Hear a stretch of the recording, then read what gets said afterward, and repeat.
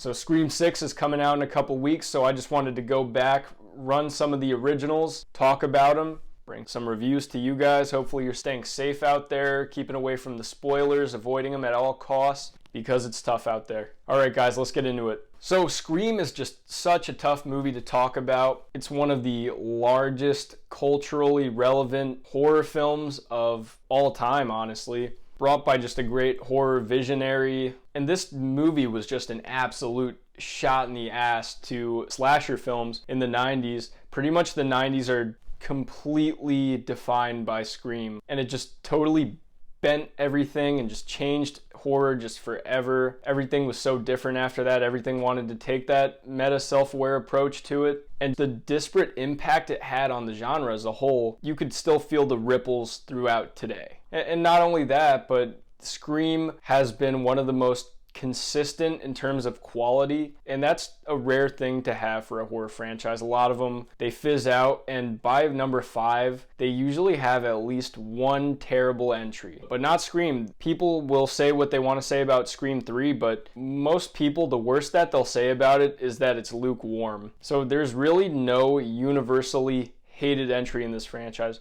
Scream 3 is probably the most universally bottom of the ranking. Like, I'd say it's most people's least favorite, but I just don't see anyone hating it, really. And that's a testament to the writing, the characters, the direction, and just how much care is put in these movies. But just kind of looping back to the first movie, there's a reason that it is just as loved and culturally relevant as it is. This is a movie that I grew up with. I watched it as, I believe, a 10-year-old for the first time, and I was instantly hooked. Or actually, I might have been 11. It was around when Scream 4 was coming out, and just Ghostface and everything, it looked interesting to me. So then I got into the other movies, and that's kind of how I discovered it and just became hooked on the franchise. This movie absolutely hooked me, and I say what probably sticks with me so much is that as a kid watching horror movies, doing that usual thing that every person who watches a horror movie does, always screaming at the TV, telling them to look behind them,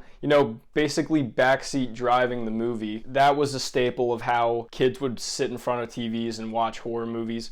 So kind of watching these characters do that and having all the knowledge of horror movies that we did and approaching this whole thing as a horror movie just always just really amused me. Especially too, just them referencing every horror movie that, you know, I was watching and loving. It almost feels like you're in on the joke in the movie. There's great, very fleshed out characters. The writing's very good. The acting's very good. Everyone here, they all went places. And every time any one of them shows up at a horror con, everybody just goes insane wanting to meet them, get them to sign their ghost face mask and everything. Movie's a juggernaut. It just absolutely is. And it's so easy to identify with these characters. They're very likable. They're very interesting. And the movie keeps you guessing. It's difficult to pull off a movie like this because some stuff is obvious, but then they throw you off with red herrings, and then in hindsight, things seem so obvious, but they just found the right ways to kind of make you doubt or just be like, oh, well, you know, he was in the same room at the same time as this happening. It couldn't be him. They love to play with your expectations, and they also they love to mess with the audience and kind of critique that backseat movie watching that, you know, everybody does from the comfort of their home. Just a scene that sticks out in particular is Randy sitting on the couch and screaming at the TV while he's watching Halloween to turn around, watch out behind you, come on, what are you doing? Meanwhile, Ghostface is behind him just ready to kill him. So things like that. You also too,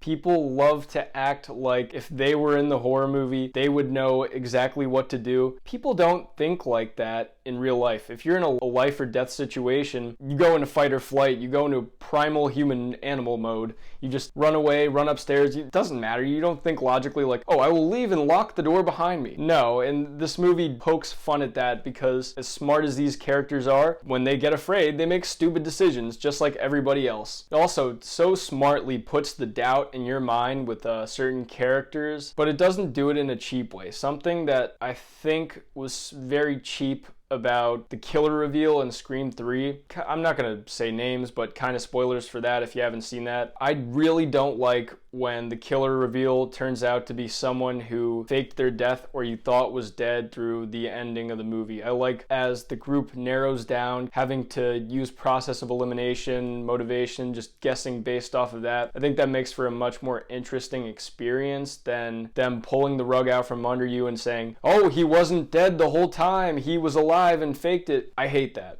I really dislike that trope. And the fact that this movie, as it narrows down, as the cast gets smaller and they start to play on, who is the killer? Who could it be? They show some weirdness with some characters like Dewey and stuff to just tip you off, make your red alert go off a little bit, be like, oh, something's up with him. Genius. I didn't think that I would have much to add to this conversation. This movie has been out for 26, 27 years now. Yeah.